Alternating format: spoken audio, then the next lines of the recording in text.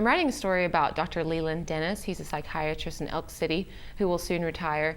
Dr. Dennis talked about how he's retiring for a multitude of reasons, both for professional reasons with frustration with how the mental health field is going right now with medical billing and all these different obstacles that doctors have to face, but also for personal reasons. Dr. Dennis lost his daughter, Javi, a few years ago. She was only 11 and she died from an acute illness that was related to a congenital heart defect she had. Javi had heart surgeries throughout her life, but when she got sick, it was quick and unexpected. And Dr. Dennis talked about how difficult that day was, that he had to go to the hospital and see her. I'm retiring from the practice of medicine because of the impact my daughter dying had on me, okay? That for me to maintain my passion, to not give up, takes a lot of my energy. And people touch me in different ways. You know, it doesn't have to be just the patient that's lost a child that rips the scab off. It can be the call or the visit where they show me pictures of something I'll never experience. You know, I'll never get to watch Javi walk across the graduation stage. Yeah.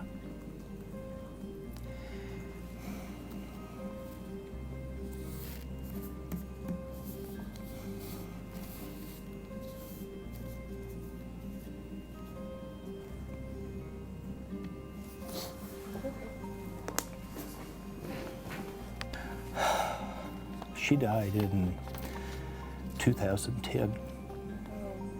I came here in 2009. Okay.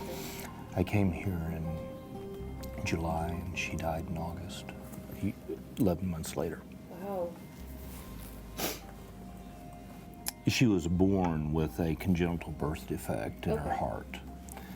And we had her first open heart surgery when she was 18 months old.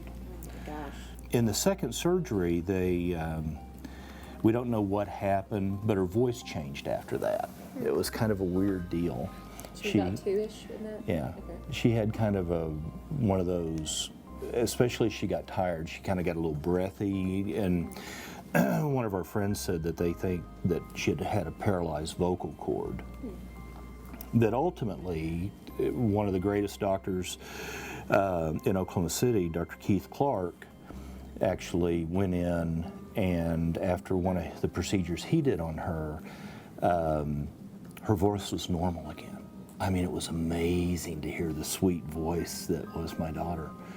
We were down in the basement at the house there in Oklahoma City, and we were having a intermission. She was selling us popcorn. And my wife turned to her and said, "Javi, when you were so sick over these last few months, did you go to heaven and see God again?" And she looked at her just stone cold and said, "No, Mom, just Jesus. Just Jesus."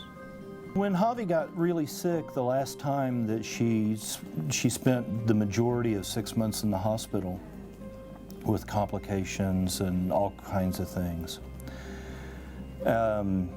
she got incredibly well. I mean, we had a tutor, we got her caught up in school, she was going to stay in place at Cassidy. You know, all of this stuff was going. And the day she was getting ready to go on her little, it was one of those pre-grade get-togethers for moms and kids at the end of the summer. They were going to go do a swimming party. She just got acutely ill. I mean, she was gathering up her stuff and just got acutely ill. And we had amazing response from the emergency medical services, and lived 5 minutes from the hospital, from Children's Hospital. And Deborah called the ambulance, got Javi on the gurney, said, "Javi, I'll be right behind you, you know that." And Javi said, "Yes, Mom, I know."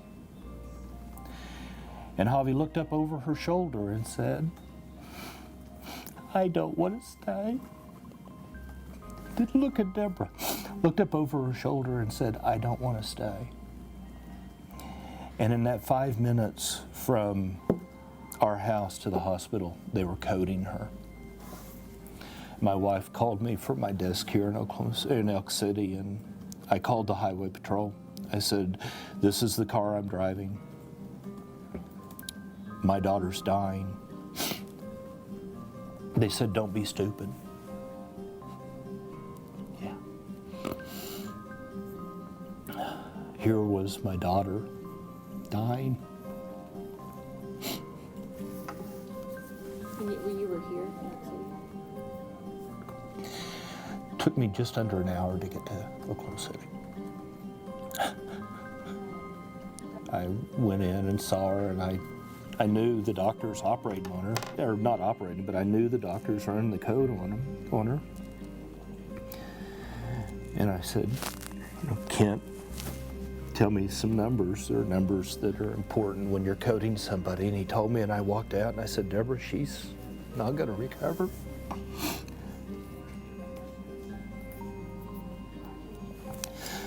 And my wife's a critical care nurse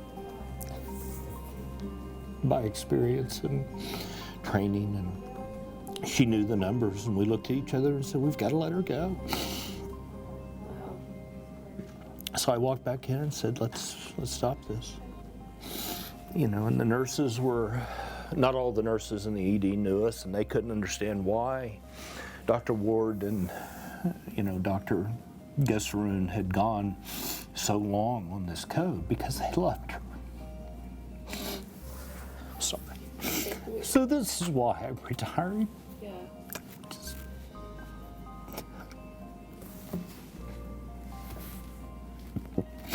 I've got to get some distance.